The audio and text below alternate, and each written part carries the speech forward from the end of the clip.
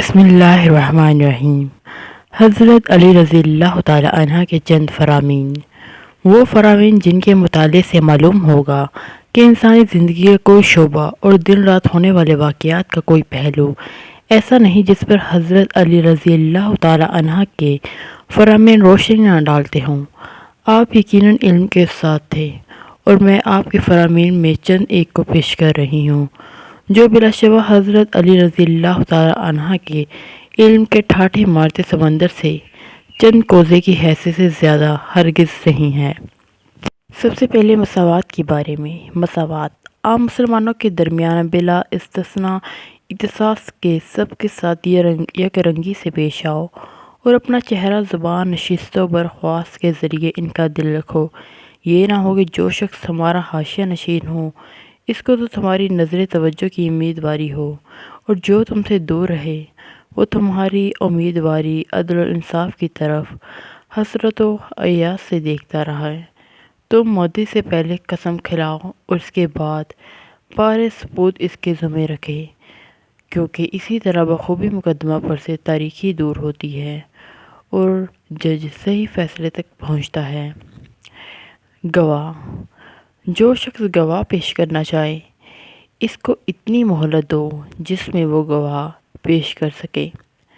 پس اگر وہ گواہ پیش کرے تو اس کا حق ہے حق دلوانا، اور اگر نہ پیش کر سکے تو پھر اس کے متعلق فیصلہ کرنے میں تم مجاز ہو۔ شرط گواہ یہ بھی واضح رہے کہ تمام مسلمان عادل ہوں، لہٰذا ان کی گواہی کا قبول کرنا سوائے ان اشخاص کے جو سزا یافتہ ہوں اور انہوں نے کوئی غلطی نہ کی ہو، جھوٹی گواہی نہ دی ہو، اور جو بدمعاشی میں محتمم ہو۔ جلد بازی سے کام نہ لینا، ہر معاملے کو اس کے وقت پر ہاتھ میں لینا اور انجام کو پہنچا دینا، نہ وقت آنے پر تساہلی برتنا۔ اگر معاملہ مشتبہ ہو تو اس پر اصرار نہ کرنا، روشن ہو تو اس میں کمزوری نہ دکھانا، ہر کام کو اس کے وقت پر کرنا اور ہر معاملے کو اس کی صحیح جگہ پر رکھنا۔ دیکھو اپنے غصے کو، تیش کو، ہاتھ کو، زبان کو قابو میں رکھنا، سزا دینے کو اس وقت تک ملتوی رکھنا یہاں تک کہ غصہ ٹھنڈا نہ ہو جائے۔ اس وقت تمہیں اختیار ہو جو مناسب سمجھو کرو، لیکن اس وقت اپنے اوپر صحیح طور سے قابو نہ پا سکو گے جب تک پروردگار عالم کی طرف سے واپسی کا معاملہ تمہارے خیالات پر غالب نہ آ جائے۔ ظلم یاد رکھو، جو کوئی بندہ خدا کے بندوں پر ظلم کرتا ہو تو خدا خود اپنے مظلوم بندے کی طرف سے ظالم کا حریف بن جاتا ہے۔ حدود قصاص و حدود و تعزیرات کے مقدمات اس وقت تک فیصلہ نہ کرنا جب تک کہ ان کو میرے سامنے پیش نہ کر دینا۔ باطل اور یہ بھی جان لو کہ لوگوں کو حق پر نہیں ڈال سکتے جب تک ان کو باطل سے رکھنے کی عادت نہ ہو۔ ہر روز کا کام اسی روز ختم کر دینا، کیونکہ ہر دن کے لیے اس کا کام بہت ہوتا ہے۔ مصاحب اہل تقویٰ صدق کو اپنا مصاحب بنانا، انہیں ایسی تربیت دینا کہ وہ تمہاری جھوٹی تعریف کبھی نہ کریں، کیونکہ تعریف کی بھرمار سے آدمی غرور میں مبتلا ہو جاتا ہے۔